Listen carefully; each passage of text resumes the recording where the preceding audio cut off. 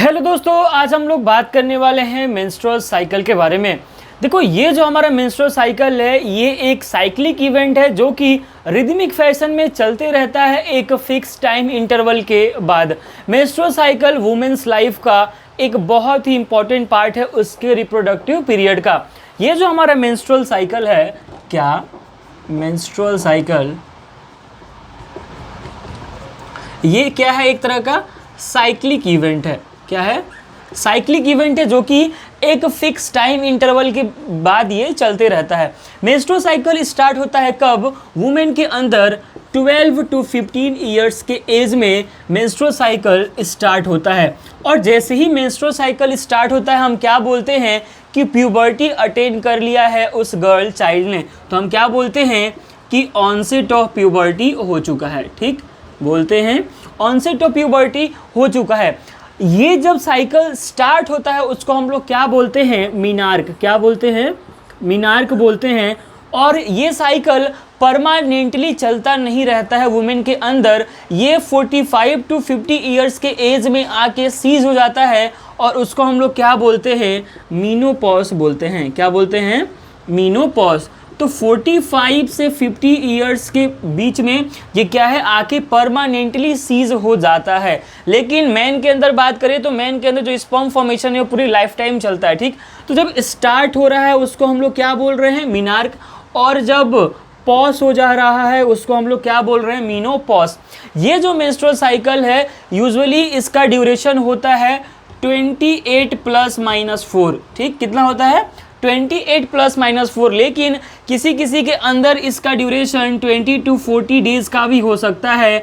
वो डिपेंड करता है कि उसके बॉडी का फिजियोलॉजिकल चेंजेस कैसे हैं। मान लो किसी का बॉडी बहुत ज़्यादा वीक है तो उसके अंदर ये जो मेंस्ट्रुअल साइकिल है टाइम लेता है, 40 दिन हो सकता है, किसी किसी के अंदर 45 डेज तक भी ये चलने लगता है। ठीक, ये जो हमारा मेंस्ट्रुअल साइकिल है ना, इसके अंदर हम 4 फेज के बारे में पढ़ने वाले हैं।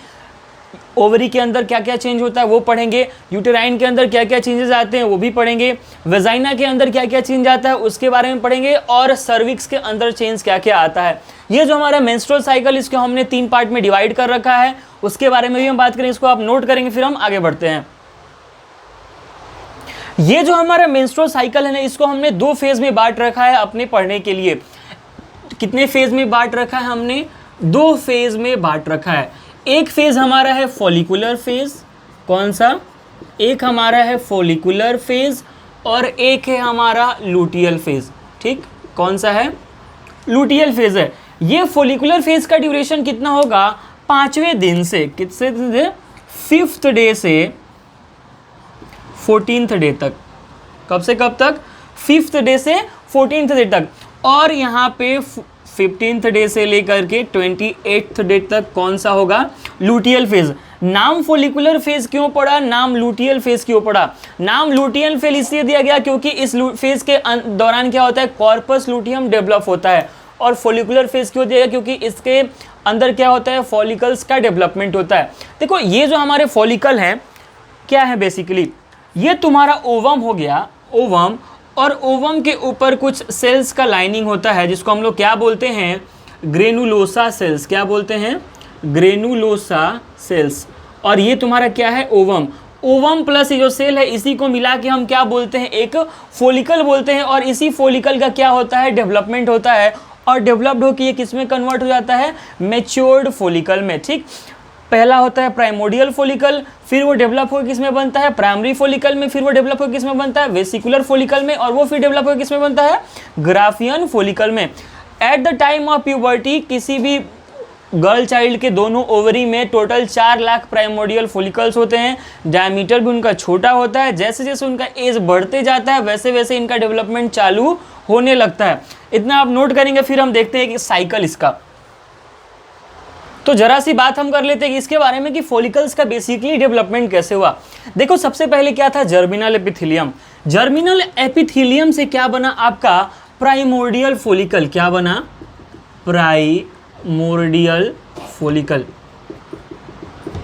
ये जो प्राइमोर्डियल फॉलिकल था इसके अंदर क्या हुआ? ओवम था और ओवम के ऊपर किसका लेयरिंग था? ग्रेनुलोसा सेल्स का। लेकिन पूरी तरीके से ग्रेनुलोसा सेल से ये सराउंडेड नहीं था।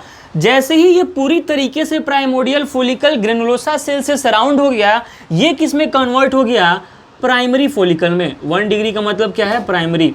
तो ये किस में कन्वर्ट हो गया, प्राइमरी फॉलिकल में कन्वर्ट हो गया। ठीक, फिर ये प्राइमरी फॉलिकल किसके अंदर कन्वर्ट हो गया, वेसिकुलर फॉलिकल के अंदर। किसके अंदर, वेसिकुलर फॉलिकल के अंदर। और ये वेसिकुलर फॉलिकल किसके अंदर कन्वर्ट हो गया, आपके ग्राफियन फॉलिकल के अंदर। किसके अंदर, ग्राफियन फॉलिकल के अंदर। और यही ग्राफियन फॉलिकल को क्या बोलते हैं, मैच्योर्ड फॉलिकल। क्या बोलते हैं, मैच्योर्ड फॉलिकल। क्या बोलते हैं, मैच्योर्ड फॉलिकल भी बोलते हैं। अब ग्राफियन फॉलिकल का क्या हुआ, ओवुलेशन होगा। क्या होगा, ओवुलेशन। क्या होगा, ओवुलेशन। 14वें दिन 14th डे क्या होगा, ओवुलेशन होगा। देखो सारे के सारे प्राइमरी फॉलिकल वेसिकुलर फॉलिकल में कन्वर्ट नहीं होते हैं। 10 से 12 या फिर इसको रेंज तुम लिख सकते हो क्या, 6 to 12 प्राइमरी फॉलिकल किसके अंदर कन्वर्ट होते हैं, वेसिकुलर फॉलिकल के अंदर कन्वर्ट होते हैं। ठीक, जिनमें से कुछ क्या है, मैच्योर्ड होकर क्या बन जाते हैं, ग्राफियन फॉलिकल। देखो मेंस्ट्रुअल साइकिल पढ़ा रहा हूँ मैं फॉलिकल का डेवलपमेंट नहीं पढ़ा रहा हूँ। जब फॉलिकल का मैं डेवलपमेंट पढ़ाता तो मैं आपको बताता कि उसके अंदर थीका एक्सटर्ना, थीका इंटरना होता है, उसके अंदर एक कैविटी डेवलप होता है, इसको हम लोग क्या बोलते हैं, एंट्रम कैविटी बोलते हैं, उसके अंदर एक लिक्विड फील्ड रहता है। ठीक, तो वो सारी बातें हम नहीं करें, हम बात करें मेंस्ट्रुअल साइकिल की। मैं ये आपको इसलिए बता रहा हूँ ताकि आपको एक अंदाजा लग सके कि फॉलिकल का डेवलपमेंट कैसे हुआ और आगे उनका क्या हुआ, फेट क्या था। तो बात किसकी कर रहे हैं हम, ओवेरियन फॉलिकल की। तो ओवुलेशन हुआ 14th डे, ओवुलेशन होगा 14th डे। उसके बाद क्या बनेगा, कॉर्पस लूटियम। क्या बनेगा, कॉर्पस लूटियम। तो कॉर्पस लूटियम किससे डेवलप हो रहा है, ग्राफियन फॉलिकल के डिजेनरेट होने से। ग्राफियन फॉलिकल जब डिजेनरेट होगा उस प्रोसेस को हम क्या बोल रहे हैं, ओवुलेशन। और उसके बाद क्या बनेगा, कॉर्पस लूटियम। अगर फर्टिलाइजेशन होगा तो कॉर्पस लूटियम प्रेगनेंसी में हेल्प करेगा, और अगर फर्टिलाइजेशन नहीं होगा तो ये कॉर्पस लूटियम क्या है, मेंस्ट्रुअल जो ब्लीडिंग होता है उसके थ्रू क्या हो जाएगा, ये बाहर निकल जाएगा। अल्टीमेटली एंडोमेट्रियम का ही तो ब्रेकडाउन हो रहा है ना, एंडोमेट्रियम का ही डिजेनरेशन हो रहा है। ठीक है, तो ये सारा कॉन्सेप्ट है किसका, फॉलिकल का। ठीक, नोट करेंगे इसको, फिर हम थोड़ी बहुत कॉर्पस लूटियम के बारे में बात करते हैं। देखो मेंस्ट्रुअल साइकिल के टाइम पे ओवरी के अंदर भी चेंज हो रहा है, मैंने फिर क्या बोला था कि यूटेराइन के अंदर भी चेंजेस आएंगे, मैंने क्या बोला था कि वजाइना के अंदर भी चेंजेस आएंगे और सर्विक्स के अंदर भी चेंजेस आएंगे। हमने अभी तक बात कर लिया कि ओवरियन साइकिल में क्या क्या चेंजेस आएगा। हमने फॉलिकल बना लिया, कॉर्पस लूटियम बना दिया, क्या होगा, फर्टिलाइजेशन होगा तो क्या होगा और फर्टिलाइजेशन नहीं होगा तो। अब हम बात करने वाले हैं कि यूटेराइन के अंदर क्या चेंजेस आते हैं ड्यूरिंग द मेंस्ट्रुअल साइकिल। तो मेंस्ट्रुअल साइकिल के टाइम पे ओवेरियन चेंजेस के साथ साथ यूटेराइन के अंदर भी चेंज आता है। और यूटेराइन चेंज 3 फेज में अकर करता है, जो कि एनसीईआरटी भी हमारी उसको बहुत डिटेल में बात करती है। वो 3 फेजेस कौन से हैं, पहला फेज है मेंस्ट्रुअल फेज, दूसरा फेज है प्रोलिफरेटिव फेज, और तीसरा फेज है क्या, सिक्रेटरी फेज। 3 फेज में बात करेंगे हम यूटेराइन चेंजेस के बारे में। Uterine changes during menstrual cycle 3 phase में, पहला है मेंस्ट्रुअल फेज, दूसरा क्या है, प्रोलिफरेटिव फेज,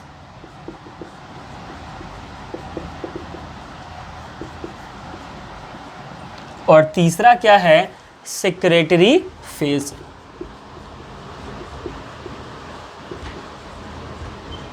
ठीक है, ये जो आपका मेंस्ट्रुअल फेज है, आफ्टर ओवुलेशन अगर प्रेगनेंसी नहीं होता है तो फिर क्या होगा, एंडोमेट्रियम थिक होना शुरू कर देता है। क्या होने लगता है कि मेंस्ट्रुअल फेज में क्या हो रहा है कि अगर प्रेगनेंसी नहीं हुआ, if pregnancy does not occur, क्या होगा, एंडोमेट्रियम थिक होने लगेगा। क्या होगा, एंडोमेट्रियम थिक होने लगेगा, और थिक होकर क्या हो जाएगा, वो सेड कर जाएगा। इसी एंडोमेट्रियम के एक्सपेल्ड आउट होने के वजाइना के through in the form of blood या फिर टिश्यू फ्लूइड, इसी को हम क्या बोलते हैं, मेंस्ट्रुएशन या फिर मेंस्ट्रुअल ब्लीडिंग। क्या बोलते हैं, मेंस्ट्रुअल ब्लीडिंग, या फिर इसी को हम क्या बोलते हैं, मेंस्ट्रुएशन। क्या होता है कि एंडोमेट्रियम का डिजेनरेशन होता है, एंडोमेट्रियम वेजाइना के थ्रू बाहर आता है, किसके फॉर्म में, टिश्यू फ्लूइड या फिर ब्लड के फॉर्म में। ठीक, कब तक ये होता है, मेंस्ट्रुअल फेज कब तक होता है, तो 4 से 5 दिन, कितना, 4 से 5 दिन का ये पीरियड होता है, जिसको हम लोग ब्लीडिंग फेज भी बोलते हैं। क्या बोलते हैं इसको, हम ब्लीडिंग फेज भी बोलते हैं। ठीक है, इसी वजह से। और क्या बोलते हैं इसको, मेंस्ट्रुअल पीरियड भी बोलते हैं, और भी इसका नाम है क्या, इमेनिया भी इसको हम लोग बोलते हैं। देखो, जिस दिन ब्लीडिंग स्टार्ट होता है ना, उसको हम लोग पहला दिन कंसीडर करते हैं मेंस्ट्रुअल साइकिल का। ध्यान रखो क्या, कि जिस दिन ब्लीडिंग स्टार्ट होता है उस दिन को हम काउंट करते हैं कि वो दिन मेंस्ट्रुअल साइकिल का पहला दिन है। और 2 दिन पहले ऑनसेट के, ब्लीडिंग शुरू होने के 2 दिन पहले, मतलब 26वें और 27वें दिन बहुत ज़्यादा एस्ट्रोजन और प्रोजेस्टेरॉन के लेवल में डिक्रीजमेंट होता है। मैं इसको थोड़ा सा रफ कर रहा हूँ और मैं फिर आपको बताऊँगा। ये मैं रफ कर रहा हूँ, ठीक, वीडियो पॉज करके आप लोग नोट कर लेंगे इसको। मैं क्या बोल रहा हूँ कि ब्लीडिंग होने के 2 दिन पहले, मतलब 26वें और 27वें दिन बहुत ज़्यादा डिक्रीजमेंट होता है, रिडक्शन होता है in the level of oestrogen और प्रोजेस्टेरॉन का ओवरी के अंदर। किस दिन, 26th और 27th डे क्या होता है, reduction in the level of oestrogen and progesterone. ठीक, इन दोनों हार्मोन्स के अंदर डिक्रीजमेंट होता है, किधर, ओवरी के पास। और डिक्रीज लेवल इन दोनों हार्मोन का रिस्पॉन्सिबल होता है किस चीज़ के लिए, इस मेंस्ट्रुएशन के लिए। अगर 26वें और 27वें दिन इन दोनों हार्मोन का लेवल कम नहीं होगा तो क्या है, ब्लीडिंग नहीं होगा। तो ब्लीडिंग होने के लिए जिम्मेदार कौन है, reduction in the level of oestrogen and progesterone. फिर से मैं बोल रहा हूँ, ध्यान रखना है कि ब्लीडिंग होने के 2 दिन पहले, मतलब 26वें और 27वें दिन क्या होता है कि एस्ट्रोजन और प्रोजेस्टेरॉन का लेवल ओवरी के अंदर डिक्रीज हो जाता है, और यही decrease in the level of oestrogen और प्रोजेस्टेरॉन रिस्पॉन्सिबल होते हैं किस चीज़ के लिए, मेंस्ट्रुएशन के लिए या फिर मेंस्ट्रुअल पीरियड के लिए, जो कि 4 से 5 दिन तक होता है। ठीक, नोट करेंगे इसको। देखो, यूजुअली जो मेंस्ट्रुएशन फेज जब होता है ना, उस टाइम पे 35 ml ऑफ ब्लड बाहर निकलता है। कितना, 35 ml ब्लड बाहर निकलता है। तो यार कोई ना कोई चीज़ होगा ना ब्लड को क्लॉट करने के लिए, ताकि ना ज़्यादा ब्लड ना जाए। तो फाइब्रिनोलाइसिन यहाँ पे काम करता है, किस चीज़ का, यूटेराइन कैविटी के अंदर ब्लड क्लॉटिंग का। क्या करता है, ब्लड क्लॉटिंग का। तो उसके बाद क्या है, ज़्यादा ब्लड ना बाहर जा पाए। तो कितना ml ब्लड जाता है यार, अप्रॉक्स 35 ml ऑफ ब्लड।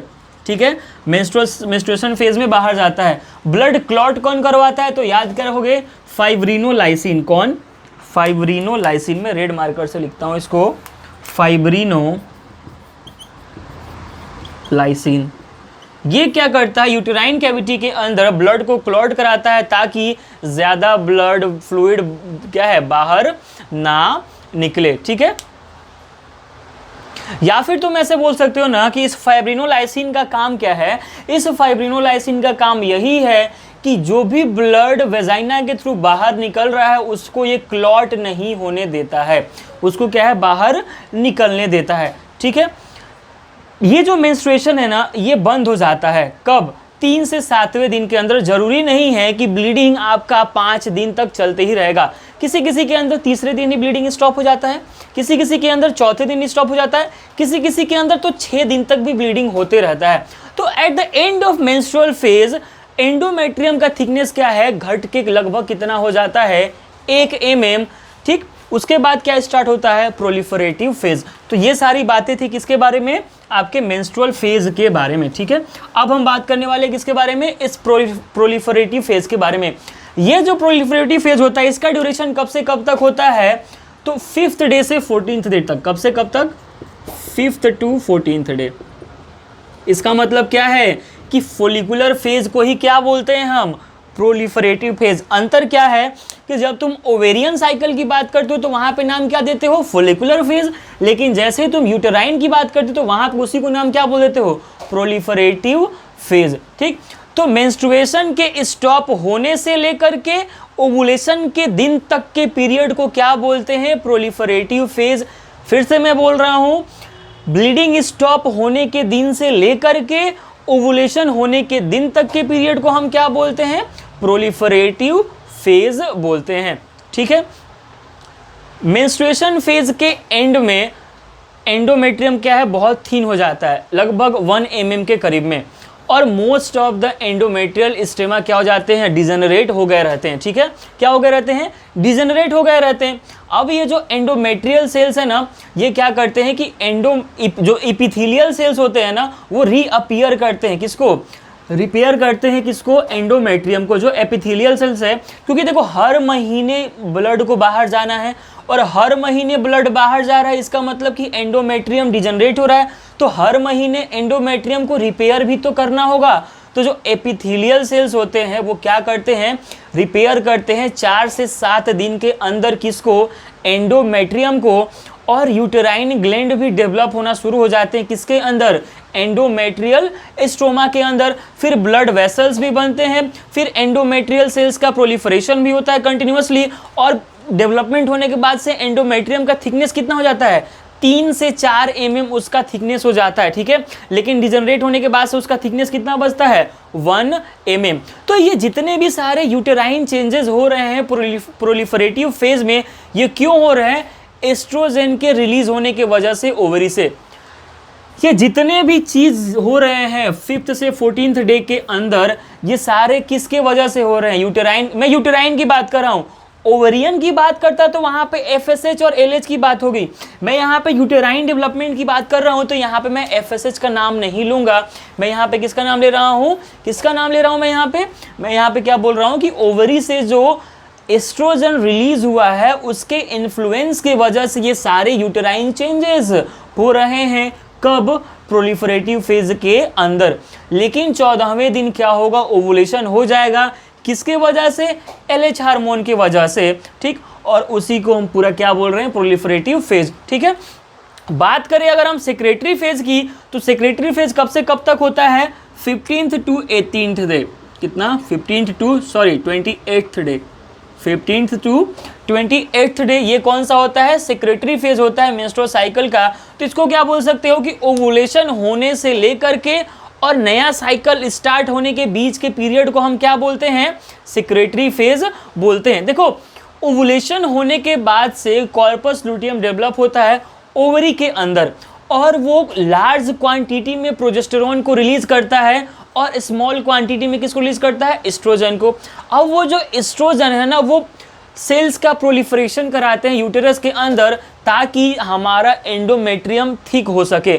और प्रोजेस्टेरोन क्या करता है, एंडोमेट्रियल स्ट्रोमा को इनलार्ज करता है और उनके अंदर ग्लैंड्स को डेवलप करता है। क्योंकि कॉर्पस लुटियम क्या है यार, एक टेम्पररी एंडोक्राइन ग्लैंड है, तो उसके अंदर ग्लैंड डेवलप होंगे। मैं फिर बोल रहा हूँ सेक्रेटरी फेज के बारे में कि ओवुलेशन होने के बाद से कॉर्पस लुटियम डेवलप होता है, और कॉर्पस लुटियम सिक्रीट क्या करता है, लार्ज अमाउंट में प्रोजेस्टेरोन और स्मॉल अमाउंट में एस्ट्रोजन। अब वो जो एस्ट्रोजन होते हैं ना, वो यूटेरस के अंदर सेल्स का प्रोलिफरेशन कराते हैं, ताकि हमारा एंडोमेट्रियम थिक हो सके। क्योंकि मेंस्ट्रुअल फेज के दौरान 4 mm से वो घट के कितना हो गया, 1 mm। फिर अगले महीने के लिए उसको रिपेयर भी तो करना है, तो रिपेयर होगा तो उसको फिर से 3 से 4 mm का थिकनेस होना चाहिए। तो 4 से 7 दिन के अंदर वो अपना थिकनेस गेन कर लेता है। ठीक, और फिर प्रोजेस्टेरोन क्या करता है कि एंडोमेट्रियल स्ट्रोमा को इनलार्ज करता है, उसके अंदर ग्लैंड्स को डेवलप करता है। तो प्रोजेस्टेरोन के इन्फ्लुएंस में एंडोमेट्रियल ग्लैंड्स क्या है, डेवलप हो रहे हैं और अपना सिक्रेटरी फंक्शन शो कर रहे हैं। तो बहुत सारे चेंजेस आते हैं एंडोमेट्रियम में, कब, सिक्रेटरी फंक्शन होने से पहले। इसीलिए इसका नाम क्या दिया गया है, सिक्रेटरी फेज। क्यों, क्योंकि इसके अंदर हार्मोन्स का सिक्रीशन हो रहा है। क्या हो रहा है, हार्मोन्स का सिक्रीशन हो रहा है। ठीक है, तो ये तीनों फेज है, मेंस्ट्रुअल फेज, प्रोलिफरेटिव फेज। आपसे मेन क्वेश्चन क्या पूछता है, वो डेट का, कि कौन सा कितने दिन का होता है और उसके अंदर क्या क्या होता है। मेन क्वेश्चन तो आपसे यही पूछा जाता है कि कब एस्ट्रोजन का लेवल घट जाता है, कब एस्ट्रोजन का लेवल बढ़ जाता है, उसकी हम बात जरूर करेंगे। थोड़ी सी कुछ बात कर लेते हैं यार कि वेजाइना और सर्विक्स के अंदर मेंस्ट्रुअल साइकिल के टाइम पे क्या क्या चेंजेस आते हैं। सबसे पहले हम बात करें कि सर्विक्स के अंदर क्या चेंज आता है, तो जो म्यूकस मेम्ब्रेन होता है ना सर्विक्स का, वो भी साइक्लिक चेंज शो करता है। क्यों? प्रोलिफरेटिव फेज के टाइम पे जो म्यूकस मेम्ब्रेन होता है ना, वो थिन हो जाता है और अल्कलाइन हो जाता है। किसके वजह से? एस्ट्रोजन के वजह से। और वो हेल्प करता है स्पर्म के सर्वाइवल में। थोड़ा सा पानी पी लेते हैं यार।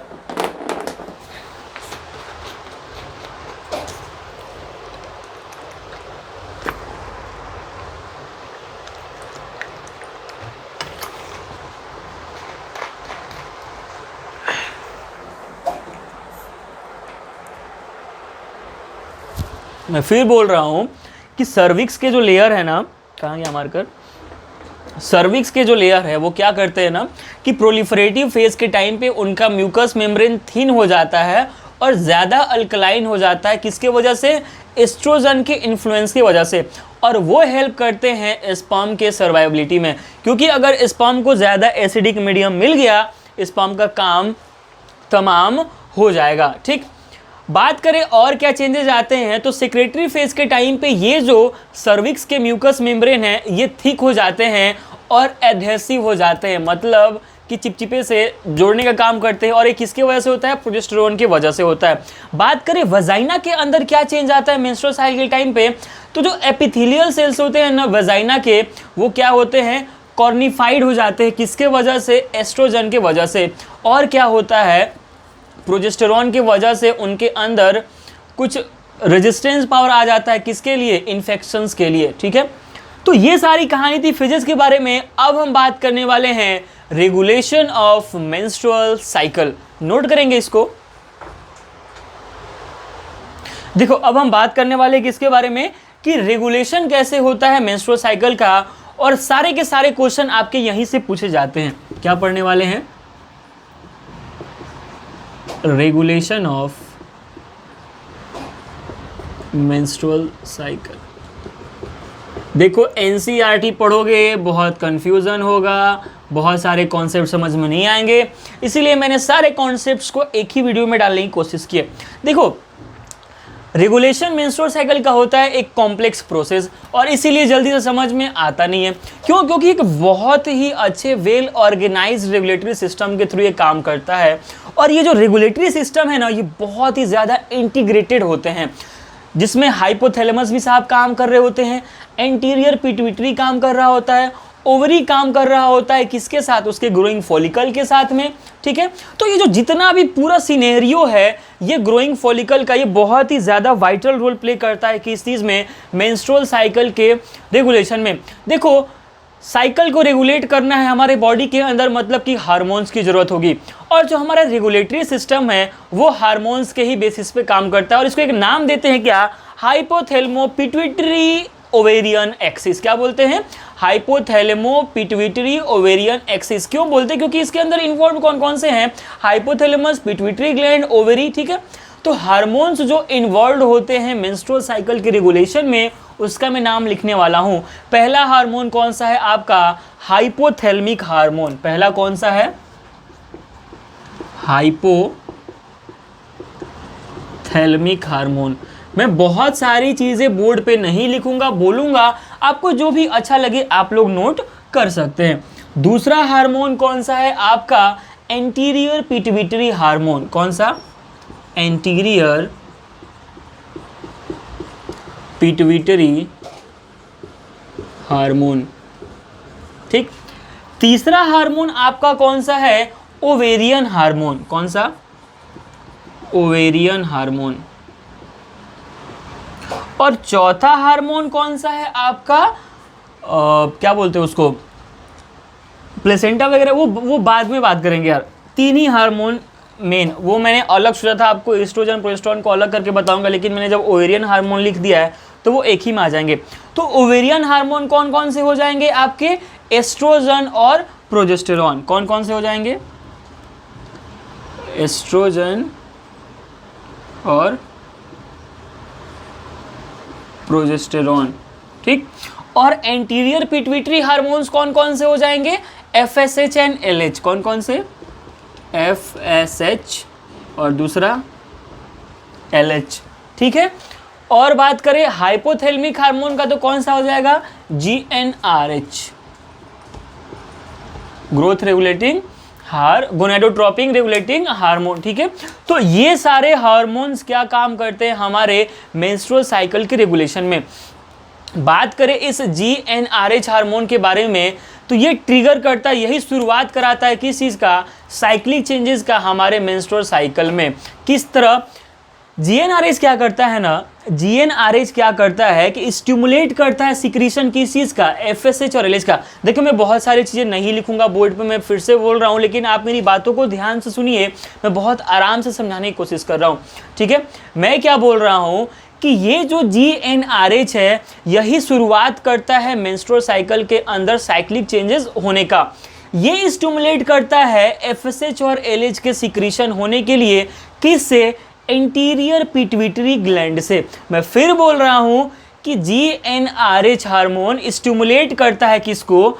एंटीरियर पिट्यूटरी ग्लैंड को, कि भैया आप सिक्रीट क्या करो? FSH और LH, ठीक है। तो ये जो GnRH का सिक्रीशन है ये दो चीज़ों पे डिपेंड करता है, एक होता है एक्सटर्नल फैक्टर और एक होता है फीडबैक इफेक्ट। एक्सटर्नल फैक्टर कहने का मतलब क्या है कि हाइपोथैलेमस ब्रेन जो है, ब्रेन से कनेक्टेड है, उस पर डिपेंड कर रहा है, और दूसरा कि ओवरी के अंदर कैसे कैसे चेंजेस आ रहे हैं, ठीक है। अब बात करें हम एंटीरियर पिट्यूटरी हार्मोन FSH और LH का, तो यही FSH और LH है जो कि मॉड्यूलेट कर रहे हैं ओवेरियन और यूटेराइन चेंजेस को डायरेक्टली या फिर इनडायरेक्टली, ठीक है। फिर बात करें हम कि ये जो FSH ये क्या करता है, तो FSH ही स्टिमुलेट करता है इमेच्योर फॉलिकल्स को ग्रो होने में। FSH क्या करता है? स्टिमुलेट करता है इमेच्योर ओवेरियन फॉलिकल्स को डेवलप होने में। और LH क्या करता है कि ओवुलेशन कराता है। क्या कराता है? ओवुलेशन कराता है, और ओवुलेशन होने के बाद से बनता है क्या है? Corpus luteum.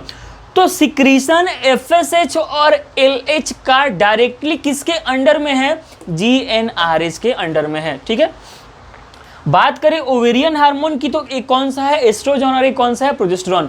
दोनों किससे सिक्रीट होते हैं? फॉलिकल्स और कॉर्पस लुटियम से, ठीक है। बहुत सारे एक्टिविटी शो करते हैं मेंस्ट्रुअल साइकिल के टाइम पे। जो ओवेरियन फॉलिकल होता है ना वो सिक्रीट करता है लार्ज अमाउंट में, जो ओवेरियन फॉलिकल होता है ना वो सिक्रीट करता है लार्ज अमाउंट में क्या? एस्ट्रोजन। कौन सिक्रीट करता है? एस्ट्रोजन लार्ज अमाउंट में। Ovarian follicle. कौन? ओवेरियन फॉलिकल, उसमें से भी टर्सरी फॉलिकल, ठीक है। और प्रोजेस्टेरॉन कौन सिक्रीट करता है लार्ज अमाउंट में? Corpus luteum. प्रोजेस्टेरॉन कौन सिक्रीट करता है? Corpus luteum. तो ये क्वेश्चन भी आपको ध्यान रखना है कि एस्ट्रोजन कौन सिक्रीट किया इस ओवेरियन हार्मोन में? ओवेरियन हार्मोन में एस्ट्रोजन कौन सिक्रीट किया था? आपका ओवेरियन फॉलिकल। लेकिन प्रोजेस्टेरॉन किसने सिक्रीट किया? कॉर्पस लुटियम ने। एस्ट्रोजन का सिक्रीशन जब पीक पे पहुंच जाता है, जब एस्ट्रोजन का सिक्रीशन पीक पे पहुंच जाता है साइकिल में, तो क्या होता है ना कि ड्यूरिंग फॉलिकुलर फेज, जैसे जस्ट बिफोर द ओवुलेशन, क्या स्टार्ट हो जाता है? लुटियल फेज स्टार्ट हो जाता है। जब एस्ट्रोजन का सिक्रीशन एकदम पीक पे पहुंच जाता है तो उसके बाद कौन सा फेज स्टार्ट हो जाता है? आपका लुटियल फेज स्टार्ट हो जाता है, ठीक है। और प्रोजेस्टेरॉन क्या है? वर्चुअली एब्सेंट रहता है फॉलिकुलर फेज के टाइम पे। क्यों? क्योंकि फॉलिकुलर फेज में कॉर्पस लुटियम तो बनेगा नहीं। कॉर्पस लुटियम कब बनेगा? जब फॉलिकल्स क्या डिस्ट्रॉय होंगे, मतलब ग्राफियन फॉलिकल का डिजनरेशन होगा, फिर उससे क्या बनेगा? आपका कॉर्पस लुटियम, जिसको हम लोग येलो बॉडी भी बोलते हैं, ठीक है। एस्ट्रोजन रिस्पॉन्सिबल होता है किस चीज़ के लिए? फॉलिकल के ग्रोथ के लिए, ठीक है। और काम क्या करता है? ये जो दोनों हार्मोन है, स्टेरॉयडल हार्मोन है, ये पता है ना आपको। एस्ट्रोजन और प्रोजेस्टेरॉन कैसे हार्मोन्स है? स्टेरॉयडल हार्मोन्स हैं। और दोनों क्या है? यूटेरस, सर्विक्स और वजाइना के अंदर जितने भी चेंजेस होते हैं ना उसके लिए रिस्पॉन्सिबल होते हैं। तो ओवेरियन हार्मोन जो दोनों हैं वो भी क्या है? अंडर द इन्फ्लुएंस ऑफ किसके? GnRH के, ठीक है। तो यहाँ से शुरू होता है ना, ये रेगुलेट करता है सबको। GnRH जो हाइपोथैलेमिक हार्मोन है यही रेगुलेट करता है किसको? FSH, LH और एस्ट्रोजन और प्रोजेस्टेरॉन को, ठीक है। तो एफएसएच और एलएच किससे रिलेट होते हैं? डायरेक्टली नहीं बल्कि इनडायरेक्टली से होते हैं, लेकिन डायरेक्टली किससे होते हैं? ओवेरियन हार्मोन्स से। अब हम बात करने वाले हैं कि क्या क्या चेंजेस आते हैं ओवरी के अंदर या फिर यूटेरस के अंदर इन सारे हार्मोन्स की वजह से। तो हम लोग फेज वाइज बात करेंगे। पहले फोलिकुलर फेज की बात करेंगे, फिर हम बात करेंगे लुटियल फेज की, और फिर बात करेंगे हम सेक्रेटरी फेज की। इसको आप नोट करेंगे। तो देखो हार्मोन्स कैसे काम कर रहे हैं। क्या हुआ कि GnRH स्टिमुलेट किया सिक्रीशन किसका? FSH और LH का। कहाँ से? एंटीरियर पिट्यूटरी से। फिर LH क्या किया? एंड्रोजन का सिंथेसिस करवाया और थीका सेल्स को ग्रो करवाया। और क्या किया? ओवुलेशन के टाइम पे LH सर्ज प्रोवाइड किया। कौन? Luteinizing hormone. फिर क्या है कि एस्ट्रोजन रिस्पॉन्सिबल हुआ किस चीज़ के लिए? डेवलपमेंट एंड ग्रोथ ऑफ किसके? ग्राफियन फॉलिकल का। फिर वो स्टिमुलेट क्या किया? सिक्रीशन ऑफ किसका? थीका सेल्स का। फिर ये जो एस्ट्रोजन है ना, ये डबल फीडबैक कंट्रोल पे काम करता है। क्या एस्ट्रोजन किस चीज़ पे काम करता है? Double feedback control. किस पे? GnRH पे। शुरू में जब एस्ट्रोजन का सिक्रीशन मॉडरेट होता है तो ये निगेटिव फीडबैक कंट्रोल भेजता है किसके पास? GnRH के पास, कि भाई साहब इसका सिक्रीशन जो है क्या हो रहा है? ये बहुत मॉडरेट है, तो आप उसको क्या कर दो? इनहिबिट कर दो। तो वो वहाँ पे क्या हो जाता है? फिर FSH और LH का अमाउंट डिक्रीज हो जाता है। क्या हो जाता है? डिक्रीज हो जाता है। फिर बाद में ड्यूरिंग द फोलिकुलर फेज जब large amount of oestrogen secrete हो जाता है किससे? बाय मैच्योरिंग फॉलिकल, तो वहाँ पे ये पॉजिटिव फीडबैक एग्जर्ट करता है किसके ऊपर? GnRH के सिक्रीशन पे। फिर GnRH सिक्रीशन क्या हो जाता है? इंक्रीज हो जाता है, और उसके वजह से क्या है? बहुत ज़्यादा क्वांटिटी हो जाता है किसका? FSH और LH का, और उसी वजह से ग्राफियन फॉलिकल का क्या है? ग्रोथ होना शुरू हो जाता है। तो एस्ट्रोजन दो तरह से काम कर रहा है, एक पॉजिटिव फीडबैक भी दे रहा है और एक नेगेटिव फीडबैक भी दे रहा है।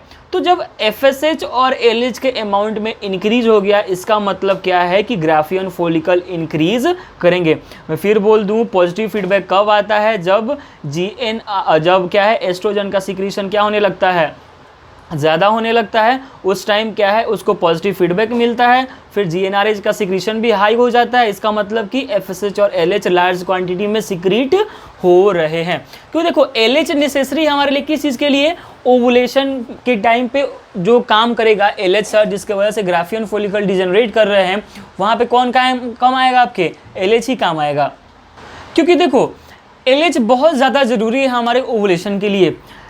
चाहे FSH कितने भी ज़्यादा क्वांटिटी में हो, बिना LH के ओवुलेशन नहीं हो सकता है। तो एक्सेसिव सिक्रीशन होना चाहिए LH का ओवुलेशन के लिए, और उसी को हम लोग क्या बोलते हैं? लुटियल सर्ज या फिर LH सर्ज, या फिर उसी को हम क्या बोलते हैं? ओवुलेटरी सर्ज भी बोलते हैं, ठीक है।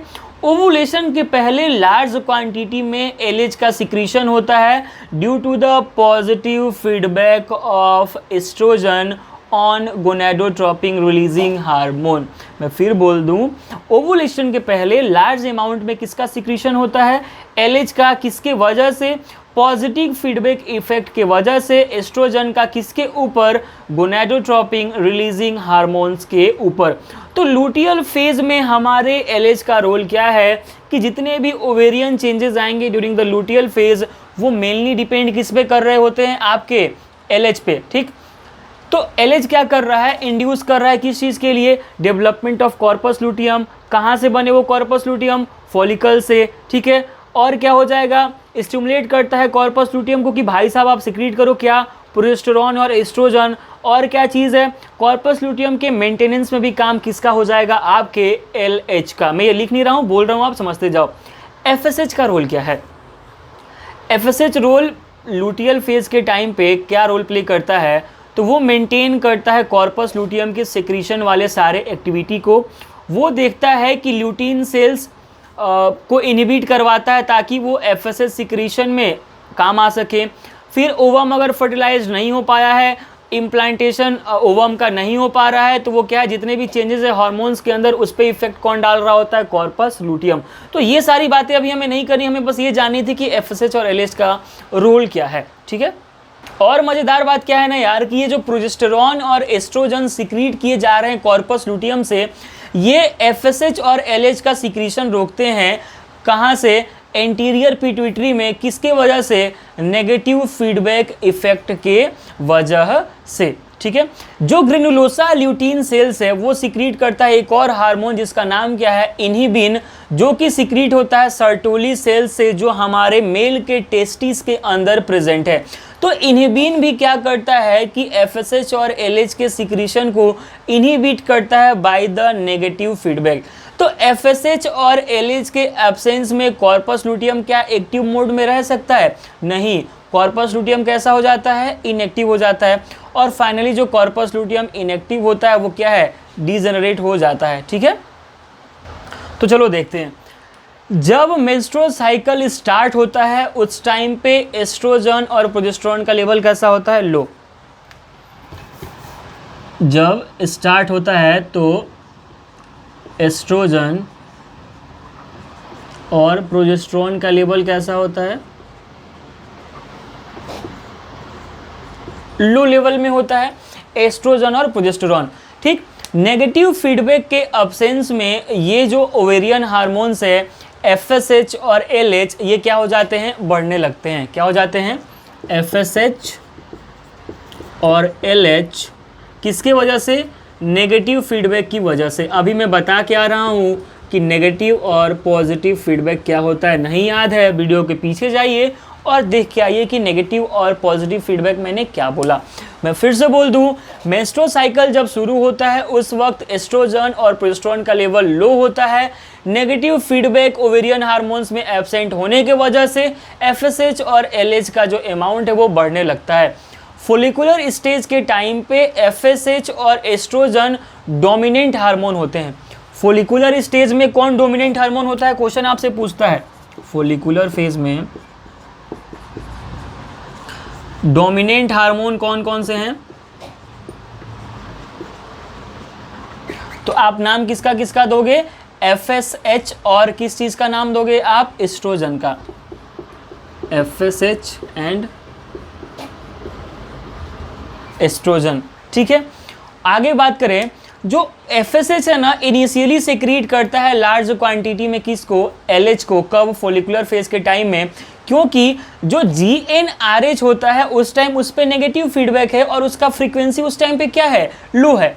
फिर जब एस्ट्राडायोल का सिंथेसिस हुआ, मतलब एस्ट्रोजन का सिंथेसिस हुआ फोलिकुलर फेज के टाइम में, तो उसके अंदर बहुत सारे स्टेप्स होते हैं जो कि मैंने पहले पढ़ा रखा है। क्या कि एफएसएच स्टिमुलेट करता है कि ग्रेनुलोसा सेल्स क्या हो? डेवलप हो।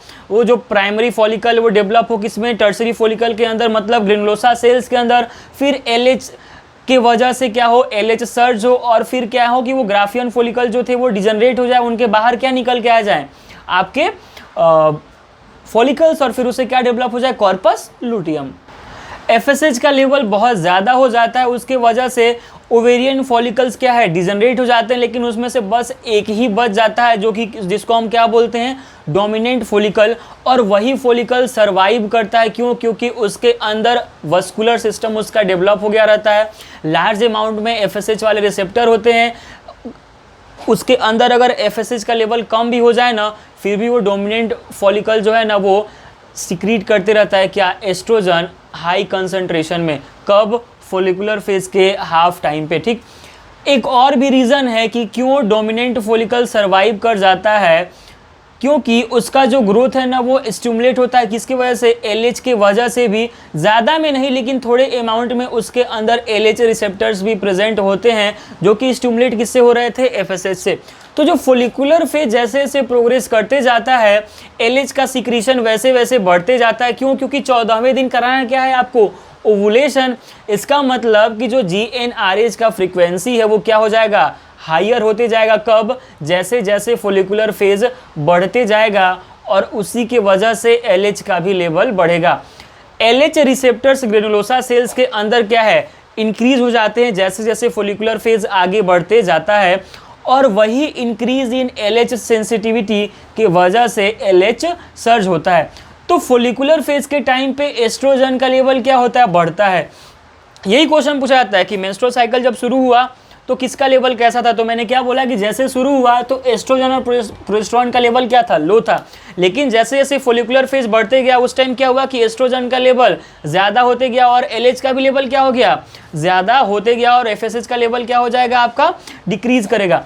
तो जैसे जैसे नेगेटिव फीडबैक की वजह से हाइपोथैलेमस पे क्या हो गया, एफएसएच का लेवल डिक्रीज हो गया, लेकिन एलएच का सिक्रीशन इनहिबिट नहीं हुआ है। क्यों? क्योंकि एलएच का सिक्रीशन अगर इनहिबिट हो जाएगा तो उसके लिए दोनों चाहिए, एस्ट्रोजन और प्रोजेस्टेरोन, लेकिन एस्ट्रोजन और प्रोजेस्टेरोन तो दोनों कम है, लेकिन फोलिकुलर फेज के टाइम पे एस्ट्रोजन ज़्यादा हो रहा है, इसीलिए एस्ट्रोजन अकेले एलएच के सिक्रीशन को नहीं रोक सकता है। एलएच के सिक्रीशन को रोकने के लिए प्रोजेस्टेरोन और एस्ट्रोजन दोनों चाहिए, लेकिन फोलिकुलर फेज के टाइम पे प्रोजेस्टेरोन का अमाउंट तो नहीं बढ़ा, लेकिन एस्ट्रोजन का अमाउंट बढ़ा, लेकिन ये अकेले एस्ट्रोजन क्या है, एलएच के सिक्रीशन को इनहिबिट नहीं कर सकता है। तो एलएच के सिक्रीशन को इनहिबिट करने के लिए क्या है, दोनों चाहिए, यहाँ पे एक है तो काम नहीं चलने वाला है, ठीक है। बात करें अब मेंस्ट्रुअल फेज की, तो अगर प्रेगनेंसी नहीं होगा तो मेंस्ट्रुअल फेज अकर करेगा, अगर प्रेगनेंसी हो गया तो मेंस्ट्रुअल फेज अकर नहीं करेगा। तो last 2 days of secretary phase में क्या होता है, मतलब कि लास्ट का 2 दिन 27वां और 28वां दिन सिक्रीशन जो प्रोजेस्टेरोन और एस्ट्रोजन का होता है ना कॉर्पस लुटियम से, वो इनहिबिट हो जाता है। क्या करता है, सॉरी हाँ क्या बोला था मैं कि जो सिक्रीशन है लार्ज क्वांटिटी ऑफ प्रोजेस्टेरोन और estrogen from the corpus luteum, वो क्या करता है ना कि एफएसएच और एलएच के सिक्रीशन को इनहिबिट कर देता है पिट्यूटरी ग्लैंड से by the negative feedback. Menstrual phase के टाइम पे, मैं फिर बोल रहा हूँ, मेंस्ट्रुअल फेज के टाइम पे क्या होता है कि जो प्रोजेस्टेरोन और एस्ट्रोजन सिक्रीट हो रहे हैं कॉर्पस लुटियम से, वो इनहिबिट कर देते हैं सिक्रीशन किसका, एफएसएच और एलएच का। कहाँ से, एंटीरियर पिट्यूटरी से, किस थ्रू, नेगेटिव फीडबैक की वजह से। अब एलएच और एफएसएच नहीं है तो कॉर्पस लुटियम क्या हो जाएगा, इनएक्टिव, और क्या होने लगेगा, डिजेनरेट होने लगेगा, ठीक है। तो sudden withdrawal of ovarian hormones progesterone और एस्ट्रोजन अकर हो जाएगा। तो मेंस्ट्रुअल फेज के टाइम पे क्या हो जाएगा कि सडन विथड्रॉल हो जाएगा किसका, ओवेरियन हार्मोन्स का, और उसी के वजह से क्या होता है, मेंस्ट्रुअल ब्लीडिंग। तो lack of ovarian hormones causes the release of gonadotropins once again from the anterior pituitary and it result in the onset of development of new follicles in the ovary and cycle repeats again and again at the regular interval of 28 to ±4 days, ठीक है। तो इसी ovarian hormones के चलते ये सारा काम आपका हो रहा है। देखो ये जो आपका मेंस्ट्रुअल है ना साइकिल, इसके अंदर कुछ सिम्टम्स भी आते हैं। क्या, जब आने वाला होगा पीरियड तो क्या होता है यार, एब्डोमिनल पेन होने लगता है, मेंस्ट्रुअल पेन होता है, इसको हम लोग क्या बोलते हैं, डिस्मेनोरिया बोलते हैं, ठीक है। फिर क्या होने लगता है, बहुत तेज़ हेडेक होने लगता है, ठीक है। तो ये सारी बातें हैं किसके बारे में, आपके मेंस्ट्रुअल साइकिल के बारे में, ठीक है। कॉमन फीचर इसका वही सब होता है, मूड स्विंग होने लगता है, एंग्जाइटी होता है, कॉन्स्टिपेशन होने लगता है, आदमी डिप्रेशन में चला जाता है, एब्डोमिनल में पेन होने लगता है, ठीक है, एब्डोमेन में स्वेलिंग होने लगता है, जिसको हम लोग क्या बोलते हैं, ब्लोटिंग भी बोलते हैं। देखो जिसके अंदर मेंस्ट्रुएशन ना होता उसको हम लोग क्या बोलते हैं, एमेनोरोइया। जिसके अंदर डिक्रीज हो मेंस्ट्रुअल ब्लीडिंग उसको हम लोग क्या बोलते हैं, हाइपोमेनोरोइया। जिसके अंदर ज़्यादा हो उसको हम लोग क्या बोलते हैं, मेनोराइजिया। जिसके अंदर फ्रीक्वेंसी मेंस्ट्रुअल ब्लीडिंग का कम हो उसको हम लोग क्या बोलते हैं, ओलिगोमेनोरिया। जिसके अंदर फ्रीक्वेंसी ज़्यादा हो उसको हम लोग क्या बोलते हैं, पोलीमेनोरिया। फिर जिसके अंदर मेंस्ट्रुएशन पेन के साथ हो उसको हम लोग क्या बोलते हैं, डिसमेनोरिया। जिसके अंदर यूटेराइन ब्लीडिंग हो जाए मेंस्ट्रुएशन के बीच में उसको हम लोग क्या बोलते हैं, मेट्रोरेजिया। तो ये सारे ये जो सिम्टम्स मैं बता रहा हूँ इसके कॉज क्या हो सकते हैं, हार्मोनल इम्बैलेंस हो सकता है, खान पान में कुछ डिसऑर्डर हो सकता है, हाइपोथैलेमस के डिसऑर्डर से हो सकता है, मान लो पिट्यूटरी ग्लैंड के अंदर कुछ डिसऑर्डर आ गया, ओवरी के अंदर डिसऑर्डर आ गया, ठीक। तो ड्रग्स मान लो कोई लेता हो उसके वजह से भी हो सकता है, ठीक है। तो ये था हमारा मेंस्ट्रुअल साइकिल, ठीक है। कोई डाउट हो आप डाउट पूछ सकते हो।